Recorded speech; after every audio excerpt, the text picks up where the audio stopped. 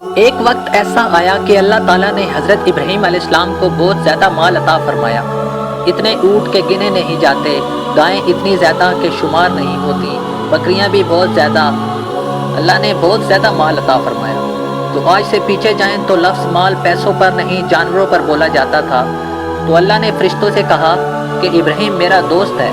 تو فرشتے بولے یا اللہ جسے اتنا مال دیا ہو وہ دوست ہی ہوتا ہے، نوازا ہی اتنا تھا، اتنے کھیت تھے، اتنا مال تھا، اتنا کچھ۔ تو اللہ پاک نے فرمایا جاؤ میرے دوست کی آزمائش کر لو، امتحان لے لو۔ فرشتے امتحان لینے پہنچ گئے۔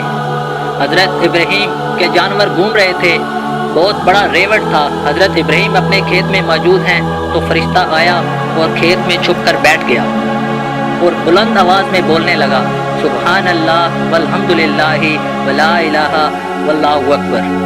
حضرت ابراہیم کھڑے تھے تو وہ تسبیح پڑھنے لگا سبحان اللہ والحمد للہ۔ حضرت ابراہیم کہنے لگے یہ میرے رب کا نام کون لے رہا ہے؟ بڑی اس کی خوبصورت اور میٹھی آواز ہے، کون ہے؟ ڈھونڈنے لگے، ڈھونڈتے ڈھونڈتے فرشتے کے پاس پہنچ گئے۔ فرشتہ انسانی شکل میں تھا۔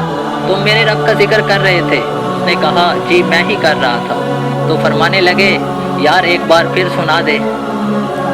تو وہ فرشتہ کہنے لگا ابراہیم پہلے تو میں اپنی مرضی سے کر رہا تھا، تم بولتے ہو تو پیسے لگیں گے، پیسے ہیں تو کر دیتا ہوں۔ ابراہیم کہنے لگے بولو کیا لوگے؟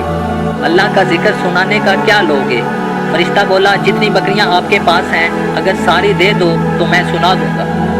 آپ نے فرمایا بس جا تیری ساری ہوئی پر میرے رب کا ذکر مجھے پھر سے سنا دے۔ تو فرشتہ پھر شروع ہو گیا سبحان اللہ والحمد للہ ولا الہ الا اللہ واللہ اکبر۔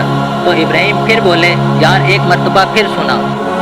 تو فرشتے نے دوبارہ سنایا، ابراہیم بولے یار پھر سنا۔ فرشتہ بولا بس جی آپ کے پیسے پورے ہو گئے۔ ابراہیم بولے چل ایک دفعہ اور سنا دے۔ کہنے لگا پیسے لگیں گے۔ تو ابراہیم بولے کیا لوگے؟ کہنے لگا تمہارے پاس جو گائیں بھینسیں ہیں ساری میری۔ تو ابراہیم بولے بس چل ساری تیری ہو گئیں لیکن مجھے اللہ کا ذکر دوبارہ سنا۔ تو وہ فرشتہ پھر شروع ہو گیا سبحان اللہ والحمد للہ ولا الہ الا اللہ واللہ اکبر۔ گائیں دے دی گئیں، بھینسیں دے دی گئیں، وہ ذکر سناتا رہا۔ حضرت ابراہیم کبھی مچلتے کبھی روتے کہ میرے رب کا نام کتنا اچھا لیا جا رہا ہے۔ ذرا پھر سے فرشتہ خاموش ہو گیا تو حضرت ابراہیم علیہ السلام نے کہا پھر سنانا۔